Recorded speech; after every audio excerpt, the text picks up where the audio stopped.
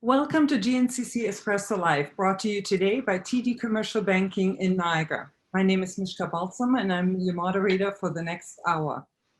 The past few months accelerated the need for digital transformation for many organizations as communication and collaboration became even more important for employees working from home and customers trying to access services and products.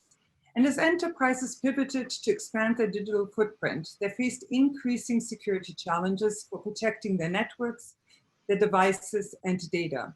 Shadow IT and rapidly deployed remote access networks proved to be vulnerable to cyber attacks, making securing one's business even more difficult. Cloud security companies reported an increase in phishing, malicious websites, and malware targeting remote users, all related to COVID-19. Organizations are working hard to ensure business continuity and security by embedding data security, privacy, and compliance into their IT infrastructure. But all these decisions come with an equally long list of questions. To address some of them, we are fortunate to be joined this morning by two experts in the field of cyber resilience. With more than 20 years experience in the cybersecurity industry, Danny Pehar has become one of its foremost experts. As a member of the Forbes Technology Council, Danny is also a monthly cybersecurity content contributor to the renowned business magazine. He is the architect of cybercrime equation and works closely with the Toronto Police Cyber and FBI Cyber Task Force. He has provided cybersecurity awareness training to CEOs of Fortune 500 companies, and we are glad that he could join us this morning. And Graeme Barrie is the president and founder of Netmechanics Inc, a firm providing cybersecurity services for small businesses. He has over 20 years experience in IT risk and security governance in government, healthcare, and manufacturing sectors. He's a certified information systems auditor and has trained with the RCMP and other organizations across North America, as well as has spoken at conferences on cybersecurity and hacking techniques. He believes that education and awareness is key for business owners to protect their business and their clients. Gentlemen, thank you for being with us for the next hour. But before we get into our conversation with Danny and Graeme, we are being joined by Adam Lauder, Manager of Commercial Services with TD Commercial Banking. Adam, over to you. Good morning. I hope you're all doing well. My name is Adam Lauder. I'm a Manager of Commercial Services at TD Bank in Niagara. And it's our pleasure once again to support GNCC in their Espresso series with the goal of bringing valuable information to you, the business community in Niagara. And today's topic of cybersecurity is certainly an important one. It's something that continues to evolve rapidly. And so we hope that you're able to find some valuable information in the webinar this morning. And if you have any questions about banking in general, feel free to reach out to myself or my colleague Jen Monaco. Both of our contact information will be available at the end of the presentation. So once again, enjoy and have a great day. Very much, Adam, and thank you very much to your colleagues at TD Commercial Banking for making such an important webinar like the one we're holding this morning possible. So thank you for everything that you do for the business community. We're ready to get started. And one of the things that has been really successful about our webinar series has been the interactive element of it. So if you as a participant, you're currently on mute, but if you're interested in asking a question, there are two options to you. One of them is a chat function. All you can do is type in your question. I will see it on my end and we'll do our best to get to your question. But if you want to ask it directly to one of our panelists, you have also the option by actually clicking on the hand symbol, which is to the right of your name. And by doing so, we know that you want to ask a question and we will unmute you on our end. And we look forward to that. So, but before I get started, I wanted to thank the dozens and dozens of business owners who actually have provided us over the last week with questions that they have had. I think this topic is critical to the safety and security of all businesses, organizations going forward. And so thank you to those, and we'll try our best to get to all of them. So let's get started. COVID-19 hit organizations with all the necessary ingredients to fuel cybercrime.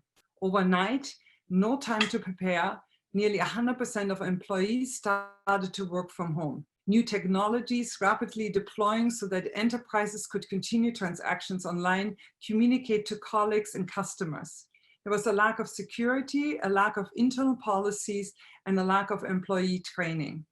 Some recent international surveys indicated that 46% of global businesses have encountered at least one cybersecurity scare during the COVID-19 lockdown. And Danny, maybe I can start out with you. How common are cybersecurity breaches, and what would you say the average cost is to an organization? Over to you.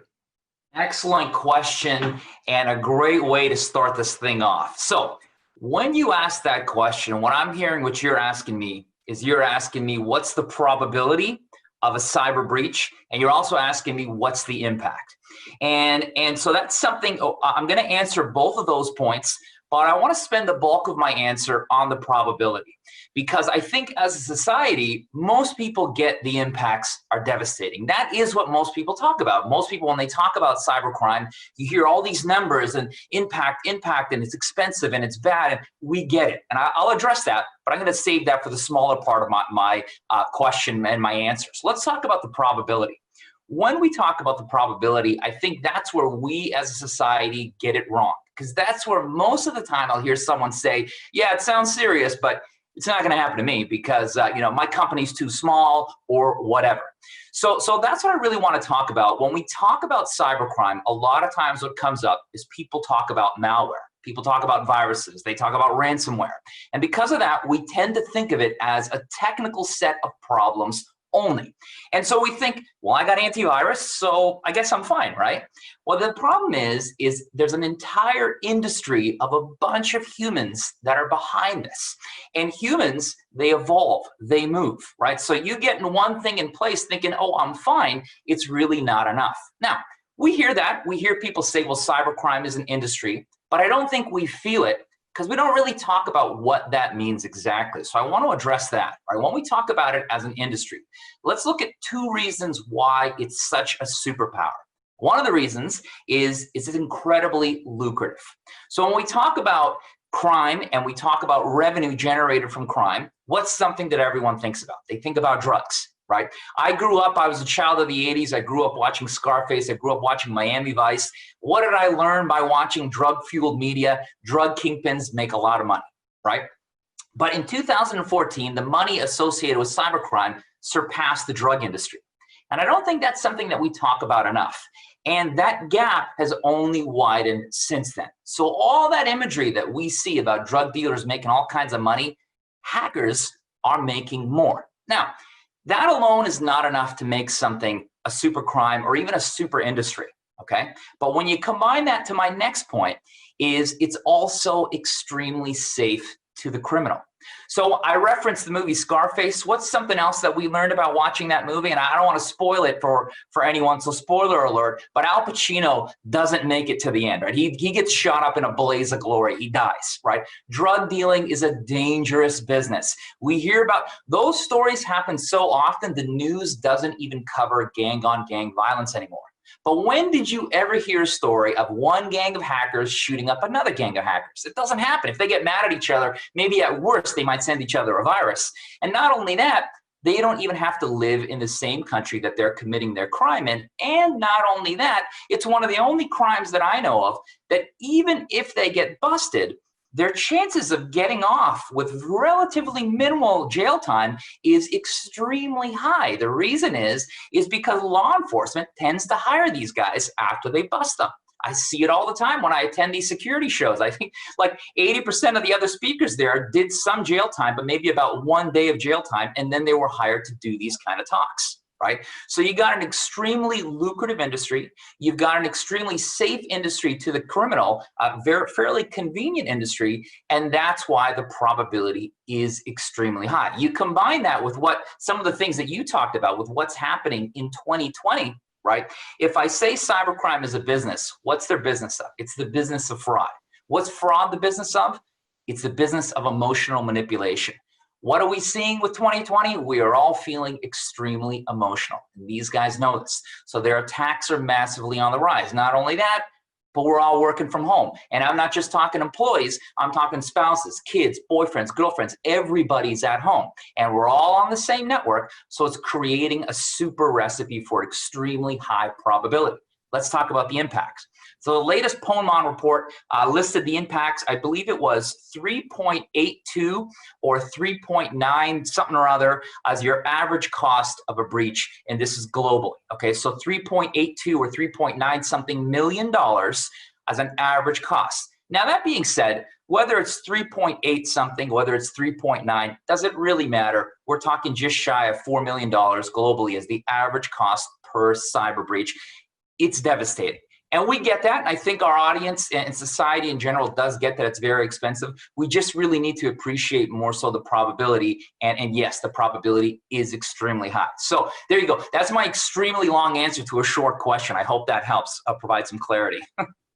No, actually, Danny, I really appreciated your take on it. I probably personally have never looked at it as being an industry in itself. And so I really appreciated actually the way you positioned it.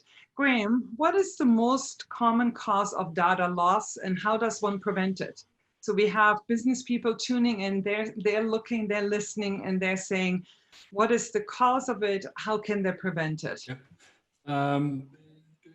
Quite honestly, the biggest cause is human error. Either they're accidentally deleting files, misplacing files, or they're falling victim to certain attacks that then they release the data, being a trustworthy person. Those are the human factors, the biggest cause. You know, there's hardware failure and what have you, viruses, but human error is the highest cause. And really the way to prevent it is education. Make sure your employees, you know, they're aware of the various phishing attacks or whatever, if there's a chance of that. Just safe computing habits, but also backups.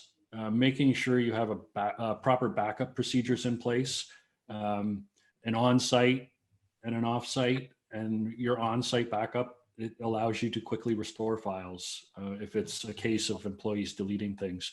And if I could touch on Danny's point about the crime, the cyber criminals are now starting to form cartels, just like the drug groups did in the 80s. So they're all starting to band together and have a unified approach to attack. So yeah, it's a scary time. Yeah. No, I appreciate both of your takes on it and the perspectives that you have. And Graeme, I do appreciate you speaking to the education and that most of the errors are actually human errors. And this was actually one of the questions that was also provided to us. And I will get back to it in a second. But Danny, there is one of the attendees here, and I think it's a good question as a follow-up to what you had spoken about. There are plenty of law enforcement leaders that say if a company gets hit with ransomware, they shouldn't pay the criminal. What are your thoughts on it? How does ransomware work, and how does it typically get into one system? And that's one of our attendees. I wanted to just ask you this follow-up question.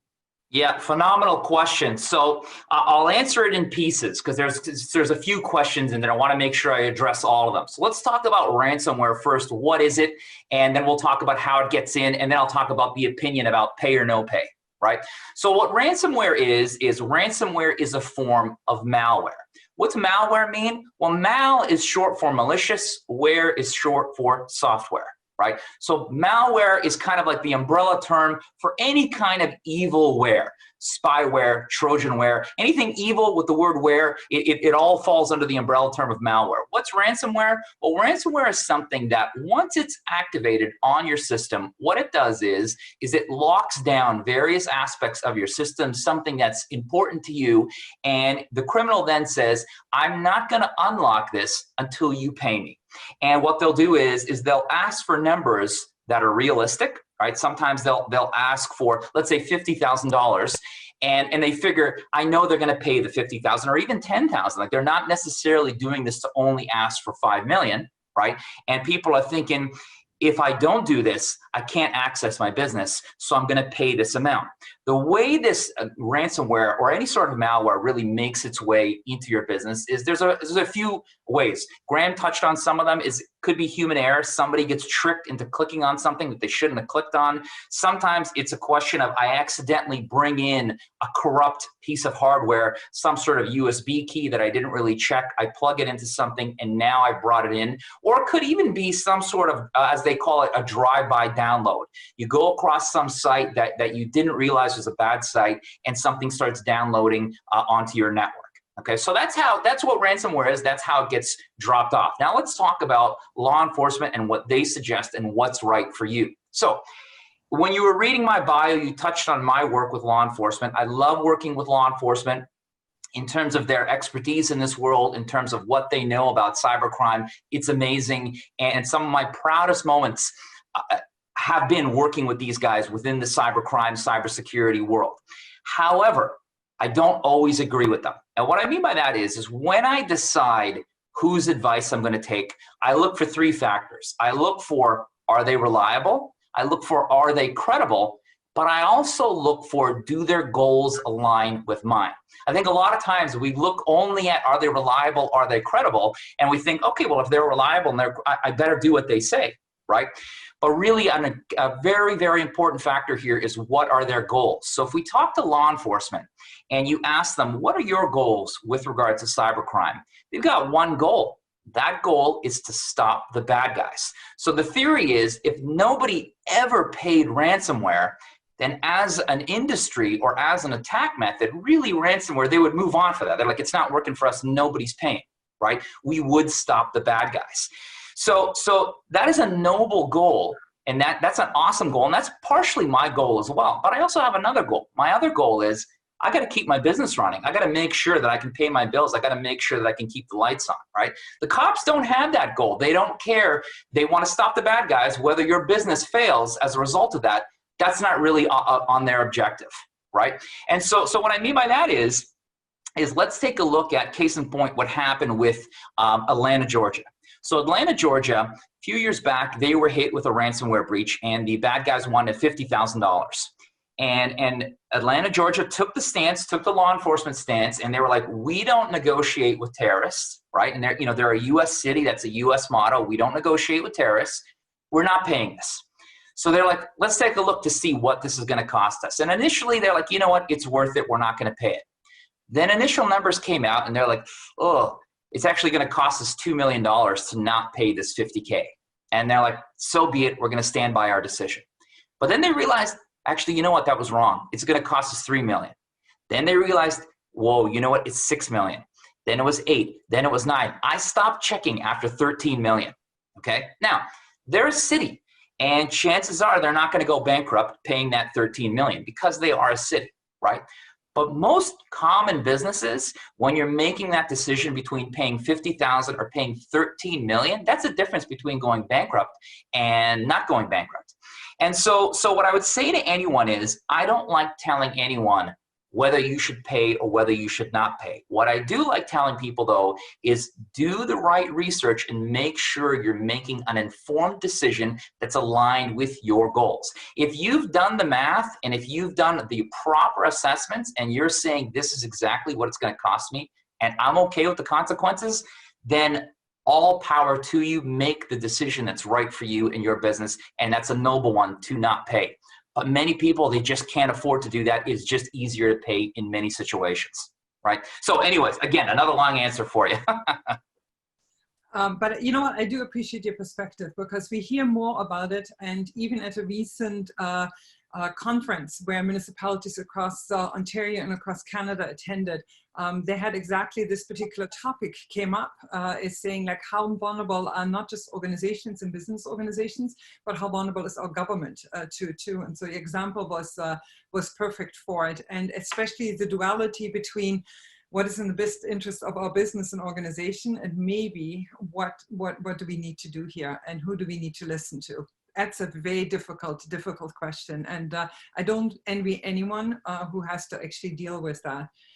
Now, there's another follow-up question, and Graeme, this one is for you. And I think it's an interesting one too, because I hear this so often being asked right now, and especially as more people are working from home, more people are considering remotely accessing offices. What consideration should an organization have in storing and backing up their data?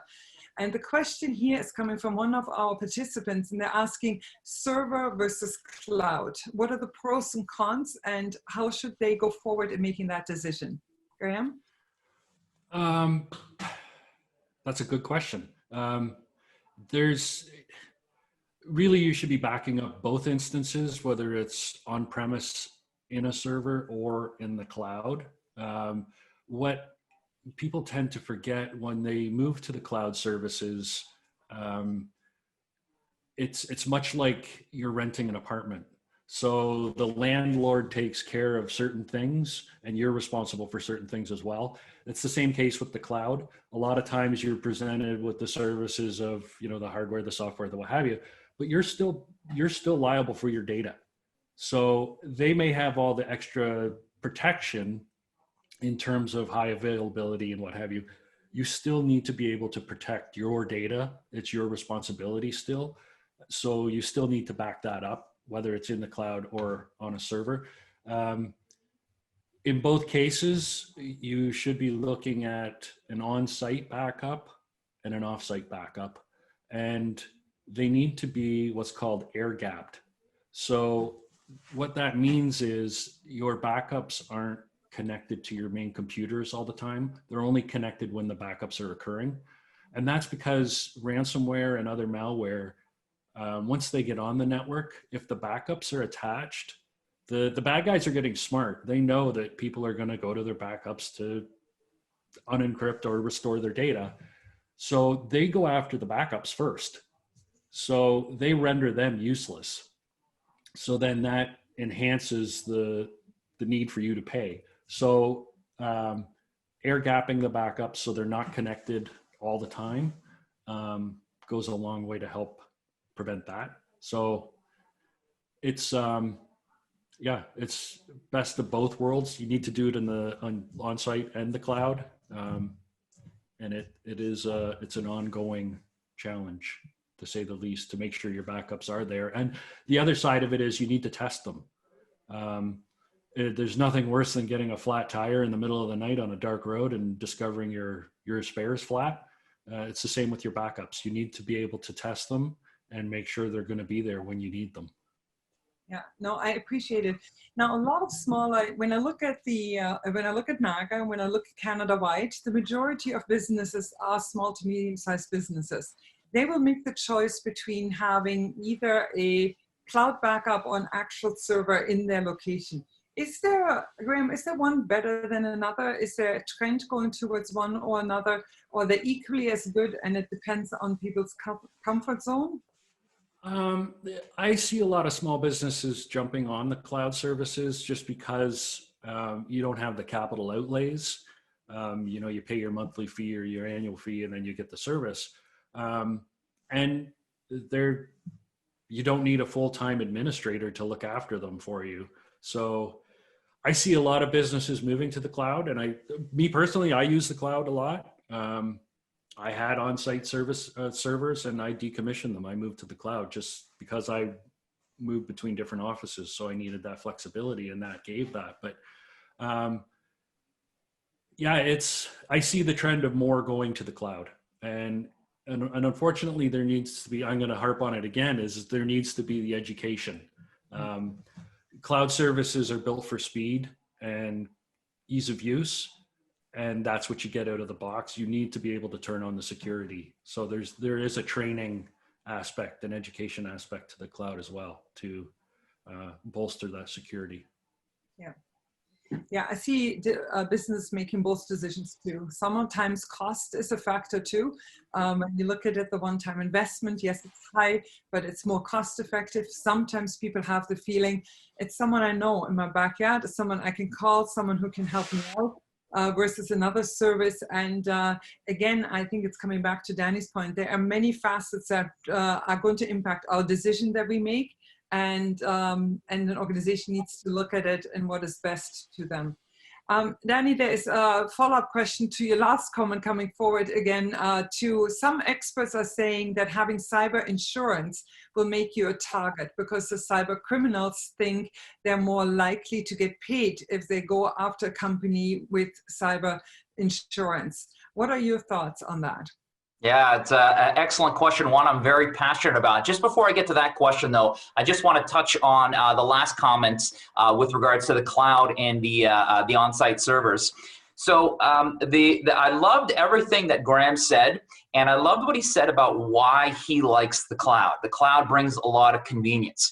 And when you're making the decision to go towards the cloud, those are excellent reasons to make that decision. Sometimes I've had people say to me, yeah, you know, Danny, I'm going to put it in the cloud because it's safer, right? And they're saying it to me like, this is safe. It's the cloud, right? It's not going to go anywhere.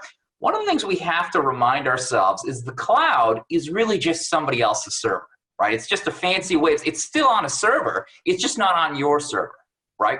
So then to think simply the act of putting it in the cloud is going to be safer than on a server. No, it's still on a server. It's just not on your server. Right? So to them, I say, do your research. If you're partnering with an organization and you're going to do this, make sure you know who you're partnering with, make sure you know who your cloud is, and make sure you know what they're doing to take care of your data. I think sometimes we jump into these things a little too quickly without doing the proper research, and it's okay to ask them these hard questions. Hey, how do you protect my data? What do you guys do in case you guys get hacked? And what's your answer for my data? Right? So I think those are important things to remember. But let's go back to your question. Oh, yes. Can I ask you then one quick follow-up question? So if here's a small business and they're asking themselves exactly that question, are there good resources to go to? Because we have to always look at it, that most small to medium-sized businesses do not have an IT expert on staff. They just don't. They have someone who's doing it, and that mandate is at the side of their desk. And that's about the attention it's going to get. Are there any websites or anything that you would recommend where people maybe can go to and say, like, here's a good list of questions that you need to ask that are relevant to you, or policies they can draw on, just before we go to the actual question that we're trying to get to?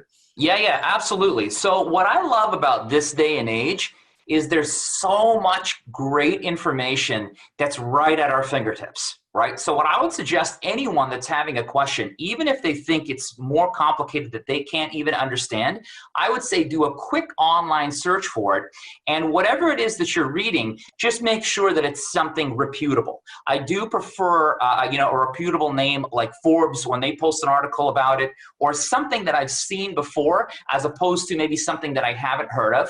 And you've got the information right there. The other thing is when you come to a session like this, and you see my name, you see Graeme's name, both of us are active on LinkedIn. If anyone has a question like something like this, but they don't have that question today, but maybe they have that question 2 weeks from now, reach out to guys like us. We're always responding to those kind of questions, and that's not a problem at all. So yeah, I'm really glad you asked me that. But yeah, the information is usually on that first page. You don't even have to go to the next page of Google or the next page of whatever your favorite search engine is. It's usually on that first one. Just look for a reputable source or reach out to someone that you may have seen at a talk like this.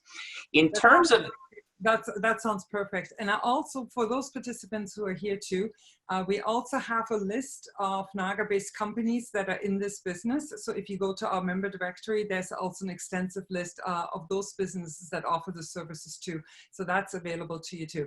But Danny, let's go back to the actual question that we asked, and that had to do was related to cyber insurance. Is it something that is critical or important, and what thoughts should businesses have on this topic? Sure. So one of the initial question you asked before I sidetracked us was you had asked, media is talking about how it seems like cyber insurance is creating companies, turning companies into a target. And I've seen that story on media, and I think that it's something that media likes to sensationalize because it's kind of like, oh, you thought it was good, but dun dun dun, maybe it's not good, right? And it makes for a compelling story. What a lot of people don't realize, though, is cyber insurance might seem like something that's relatively new, but the first contract actually came out in 1996. So cyber insurance is quite old. And it's something that we didn't start seeing ransomware pop up till many, many years later. So the media is saying, hey, if you have cyber insurance, these guys are going to hit you with ransomware because you're more likely to pay the ransomware if you've got the insurance, right? Well, again, cyber insurance came up, first instance was in 1996. Ransomware didn't start becoming the norm till maybe more than a decade later. Okay, so what really happened? What was the timeline there, right? Well, ransomware really started to become popular after cryptocurrency was introduced. When we started seeing things like Bitcoin, when we started seeing things along those lines. Why? Because then the bad guys could get their hands on their money much easier, and it's untraceable. So really it was cryptocurrency and Bitcoin that really gave birth to the popularity of ransomware. And once we saw ransomware increase, that's where we saw cyber insurance start to become more popular. It's not the other way around. It's not that cyber insurance started and then ransomware started. It was ransomware came first, and then cyber insurance became much more popular. Now, my further proof of this is I'm very plugged into the threat intelligence industry, to the forensics industry. These are the guys that get the phone call after somebody's been hacked.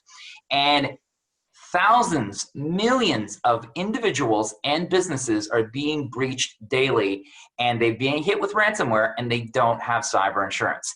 If cyber insurance companies were being targeted, then all these hordes and hordes and hordes of people wouldn't be getting hit that don't have cyber insurance, right? So I think maybe what might have happened was there might have been a few instances where an organization was targeted that had cyber insurance.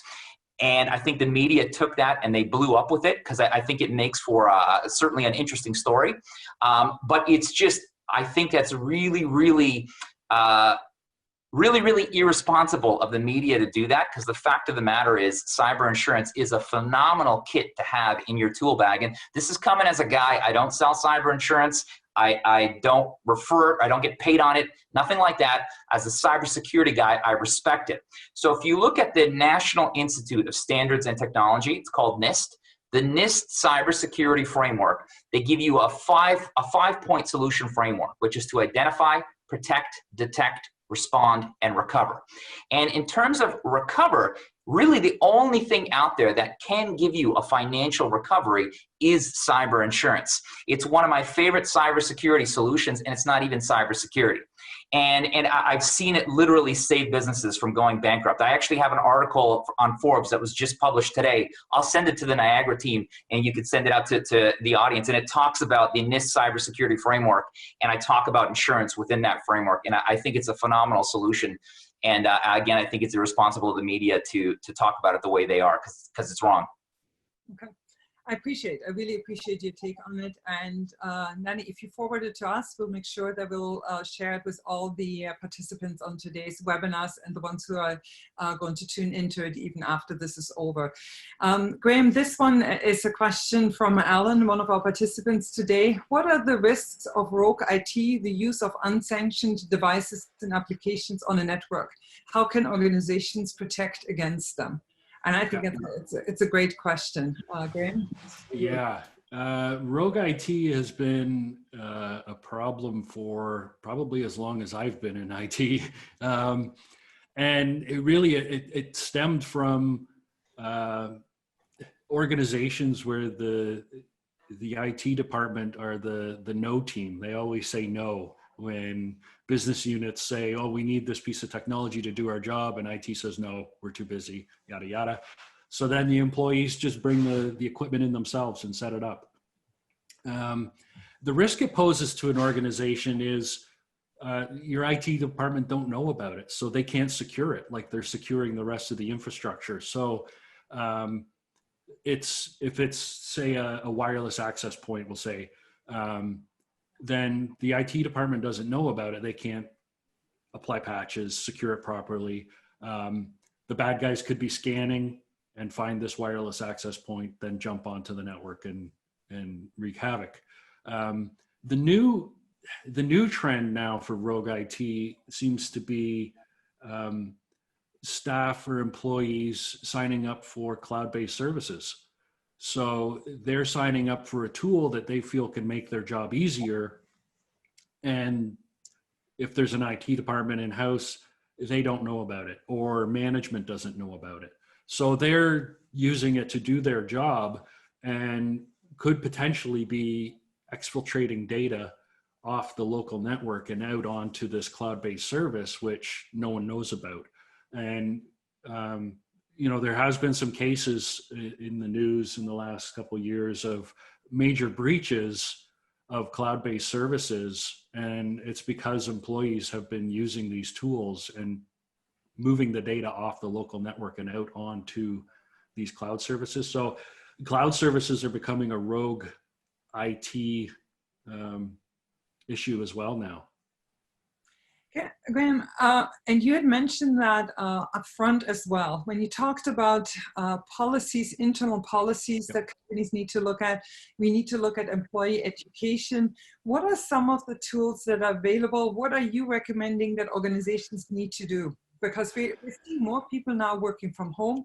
We have, as employers, have often not less control of it, but they don't see the day-to-day interactions, and maybe employees are wanting to find their own solutions because they can't just walk over to the workstation of their colleague that might have the answer to it.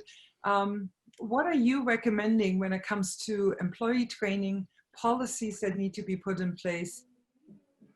Yeah, companies of all sizes really should have a cybersecurity policy book, we'll say, with a number of policies that outline, are the organization's best practices, like password creation and security, remote access, things like rogue IT.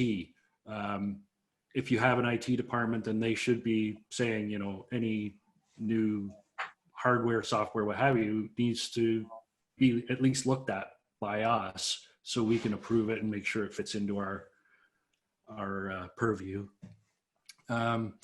Really, there's a whole suite of policies that could be brought in. My background's government, so I'm used to the bureaucracy of policies and procedures and everything else. And I work with clients, and I relate cybersecurity to an organization to be much like a joint health and safety committee in an organization. And as soon as you say that, they roll their eyes and like, oh, more bureaucracy. And it's like, well, no, this is really minimizing the risk to your organization. And it's a really easy thing to do, to push out some policies, educate the staff on them, and start to build that culture of security. I so much agree with you, because health and safety, for example, and HR policies are regular dialogues that you have with your team. You often have monthly training on it, you refer to it, but there's significantly less conversations when it comes to cybersecurity. And I fully agree with you on the need that needs to be there for the private sector, but also for nonprofits and the governments as well. It's an excellent point from a training perspective too. And I think the good thing with the industry is that there are a high number of individuals who do training on this issue too. So because if people don't have the expertise, bring it in. Bring in someone who maybe can establish your policies too, and ensure that there is a program in place that ensures that they are also going to be implemented and followed every day. Danny, this is a question again, and I think there's a high interest from our participants when it comes to cybercrime. What is the biggest threat and trend in terms of cybercrime that people maybe in businesses and organizations need to be aware of? Sure. I think the biggest threat and trend is the one that I touched on a little bit in the beginning, and that is the fact that it's an industry. And so if you guys, I'll encourage anyone that's on the call right now, or anyone that may be watching the recording of this call, do an online search for BBC call scam, tech center, or tech scam call center. Okay, and what you're going to see is BBC did an expose where what they did was they were able to actually hack security camera footage inside the building of a scam call center.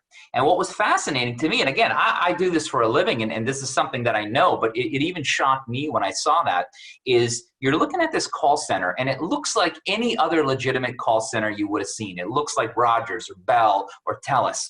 And you see these people, they're at a cubicle, they're making phone calls, they're on their computers, every one of them is a criminal.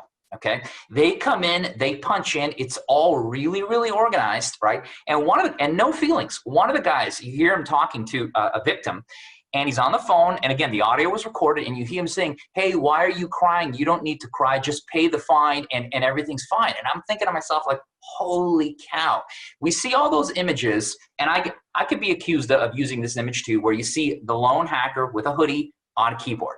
Right? I hate that image because that's not what's happening. It's not somebody working by themselves in the dark. This is a well-lit call center, and this is a thriving industry. And they work in 8-hour shifts, and when that shift finishes, another 8-hour shift comes in, and then another 8-hour shift comes in. Why? Because they're working 24/7, right? Also, we're hearing these stories about what's happening to the economy as a result of COVID-19.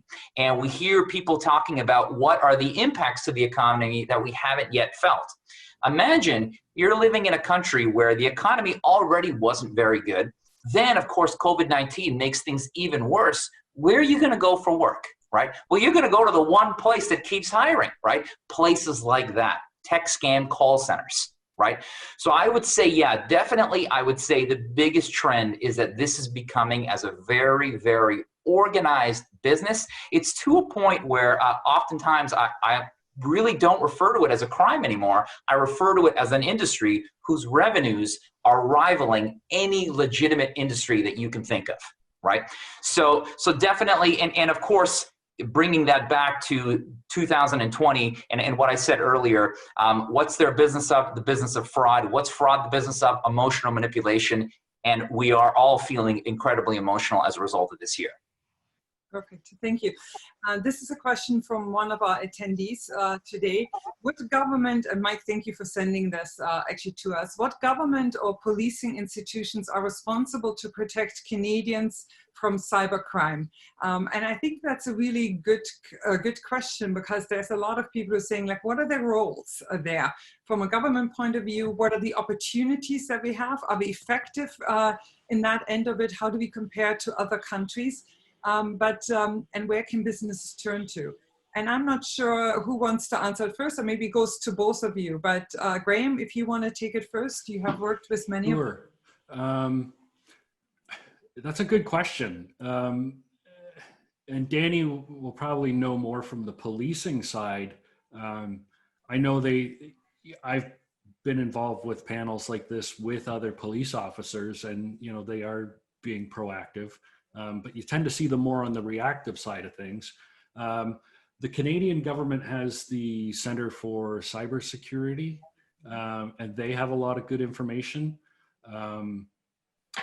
Basically, the various levels of government are starting to really push out a lot of information and helping organizations like myself who are being proactive and helping small businesses.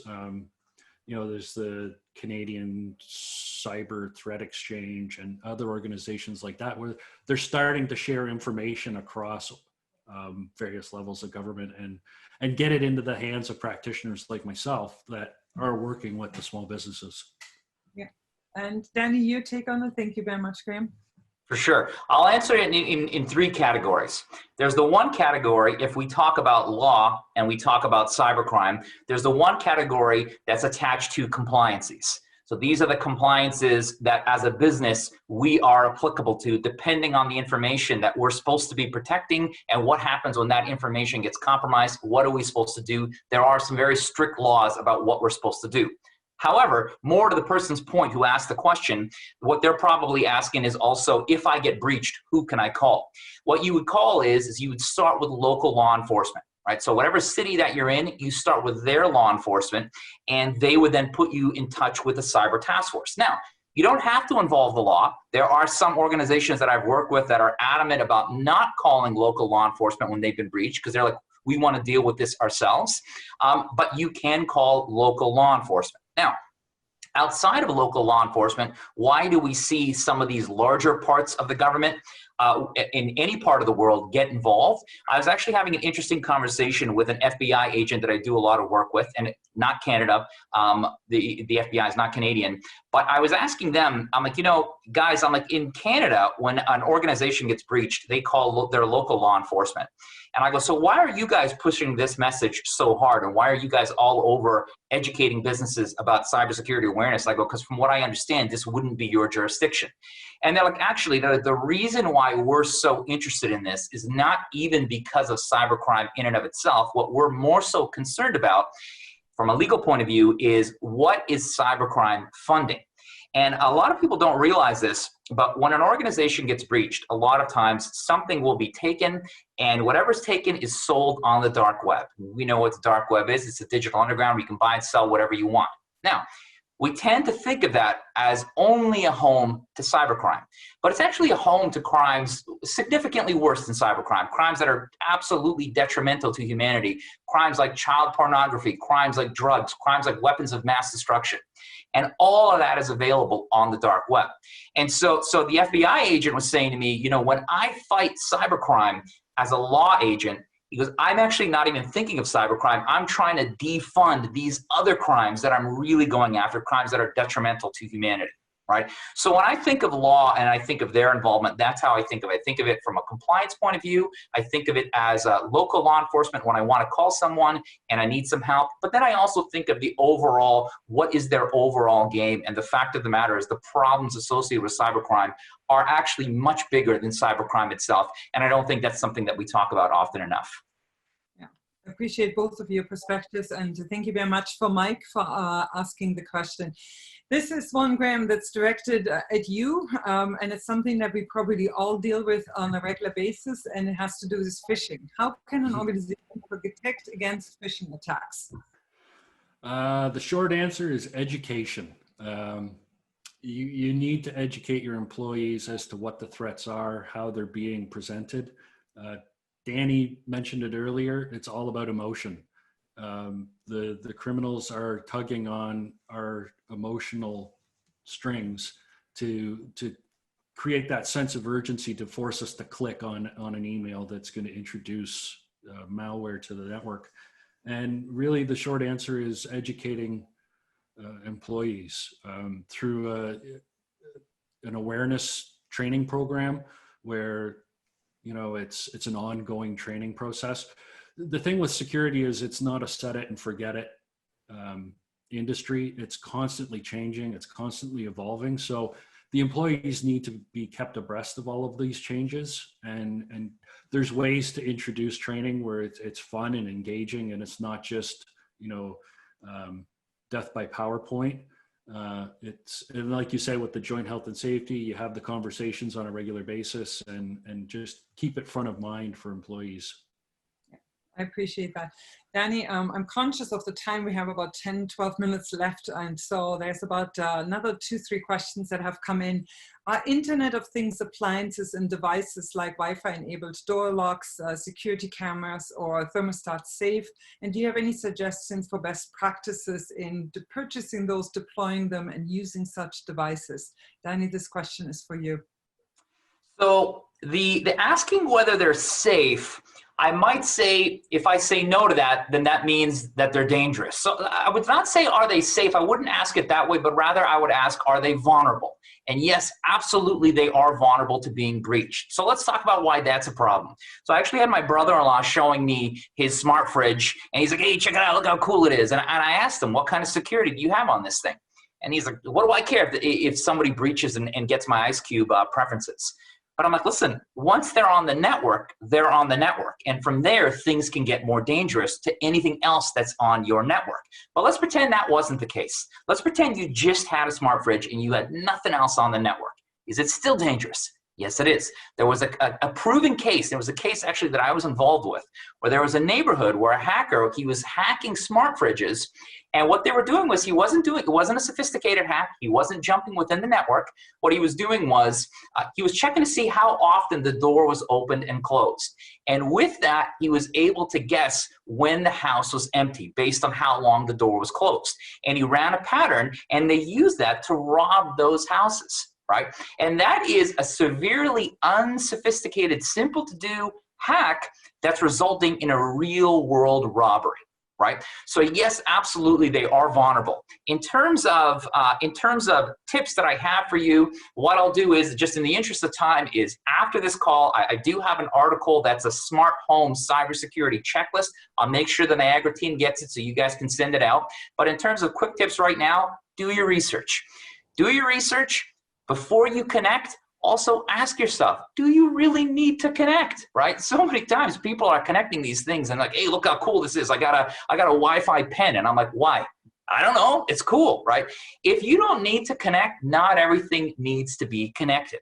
The other thing is consider professional installation. And then the other thing is, when you get rid of something that was a Wi-Fi device, make sure you go through the proper protocols to clean what you're getting rid of. You don't want to give someone your tech and have them be able to have all that juicy info that it knows about you. So just proceed with caution. And again, my article goes through this in much greater detail. Thank you so very much. Graeme, this one is for you. Is it possible that an organization could have been breached or compromised without knowing it? And what are the signs that such a breach has occurred? What are the signs that an employer and IT person needs to look for? That's a good one.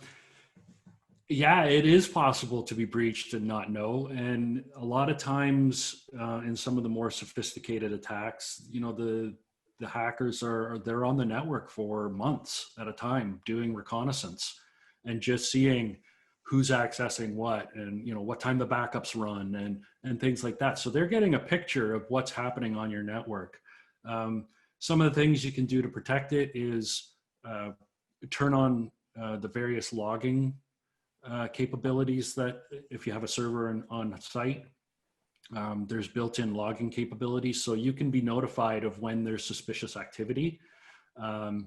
If your firewalls have that capability, you can have that as well. You'll start to notice your network may start to slow down. If it's a case of if they're doing data exfiltration, meaning they're copying data off, you'll see your internet connection slowing down.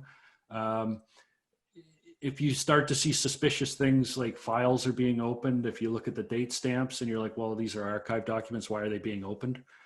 Things like that, just simple things like that. But the big thing is being able to turn on various logging capabilities so you can start to get notifications of strange things happening on the network. And it is a serious thing where, yeah, they are sitting on the networks for months at a time. I was at a talk once with the Canadian Cybersecurity Threat Exchange, and they were involved in an investigation, and they were on the network watching, and there was 3 other threat actors on the network, and they were all sharing notes with one another on how the organization was working and operating. And the Canadian agency eventually did shut them down, but it's an interesting dilemma. I can see that too. Danny, this is a question for you. And there's out there in the public often the thought that there are some operating systems that are less vulnerable to viruses and malware. And so there's a 2-part question. Are there such operating systems that are less vulnerable to it? And are there any security vulnerabilities that organizations using these systems should be aware of? Absolutely. So what I don't like about that question is it takes away from one of the big problems. Like Graeme talked about the problem with human error. He talked about the human problem, and thinking that we have some sort of impenetrable tech that's going to help us really takes us down the wrong road. I was actually speaking at a high school once, and this kid says to me, he goes, "Oh, I don't need to worry about cybercrime." And I said, "Tell me why." And he goes, "Because I got an iPhone," and he goes, "and I got a Mac at home," and he goes, you know, and they can't get breached, right? Because, you know, the guy at the store told me they couldn't get breached, right? And so the problem is, let's say you did have a system that couldn't get viruses, that couldn't get breached, right? Would you be safe, right? Well, to answer that question properly, let's look at that as a house. Let's say I got a house and it's impenetrable, amazing windows, amazing doors, amazing locks that cannot be broken into.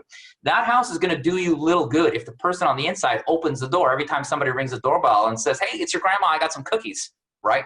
So if I have a system that's impenetrable, if it's the humans that are letting the bad guys in, and if they're being that tricked that much easier, right, we don't have a tech that can get around that, right? And yes, there's always going to be some new tech where some new company is going to advertise and they will claim this is amazing, this gets less viruses. I try not to pay too much attention to that. If you are looking at a tech, I would say get an operating system that you feel is right for your business, and do some research. You simply need to take the model number, take the brand name, do an online research on what are the known vulnerabilities for this operating system. If you want to do that, I don't like giving people sort of generic vulnerabilities other than the human vulnerability. But no, I tend not to put too much weight on whether or not a tech can keep you entirely safe, because I just haven't seen a tech that can do it yet. Yeah, and I really appreciate that too. And it comes continuously during this dialogue that we're having. It comes back to the users, the people who are accessing it, and that aspect of it. So I really appreciate both of you actually making that point, because I think it's critical. We have a few minutes left. Graeme, what types of organizations are legally required to have cybersecurity? And what does compliance look like for them? Short answer is every business. If you're collecting and processing credit card payments, you have to follow the PCI DSS, which it prescribes a number of security measures. Private Canadian organizations, we have to follow PIPEDA, the privacy legislation.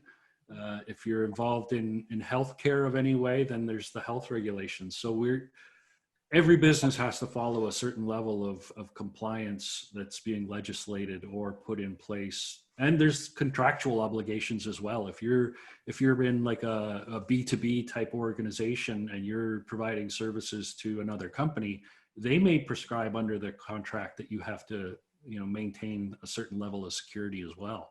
So short answer, every business has a level of compliance we need to adhere to. Yeah, I appreciate that. We have a few minutes left for closing comments. First of all, before I pass the mic back to you, I wanted to really say how much I appreciate both of you actually are saying that employees and companies have to take cybersecurity more seriously. And that message has come across really loud and clear, and I really do appreciate it. And I think that resonated with some of the comments that I'm seeing here coming back from participants as well, is their appreciation for I think that all of us are going to go back to our offices and saying like, we're going to look at that differently than what we've done in beforehand. But on that note, closing comments, I usually take about a minute. Graeme, if I can ask you maybe to start out with closing comments and then pass it on to Dan. Sure. First off, I appreciate the opportunity to be here. And, my focus is the human side of security. The technology is wonderful, but I look at the main vulnerabilities of being as the human side. So that's my practice. I focus on the human side with education and awareness training, policy development, and that fun stuff. So that's my bag. I feel that it's really the most important side of security. Like Danny said, there's no such thing as a secure device unless it's encased in concrete and thrown in the lake. As soon as a human touches it, it becomes vulnerable. So that's my take on security today. It's always the human is the weakest link. Yeah, it's so true. And Danny, over to you for closing comments. Yeah, absolutely. So what I would say is talk to your team, talk to your employees about cybersecurity, and when you do so, make the message about them. Too often, I've had a leader introduce me to their team, maybe like on a virtual call, and they would start off with something like, you better listen to what Danny has to say, because if we get breached, my bonus depends on it. I'm not going to get paid. And I always pull the leader aside afterwards, and I say, nobody here cares whether or not you get your bonus. If you want them to care, you've got to talk about what it means to them personally. And the way that I have a lot of luck motivating audiences for that sort of stuff is I make it about their families. I've always believed in the concept of family-driven security, and in 2020, more so than ever. Why? Because everyone's working from home with their families. If you've got an employee that does not have a secure family, then you do not have a secure employee. right? So definitely you want to talk to your employees about this. That's definitely a key theme, I'd say, out of today's entire chat.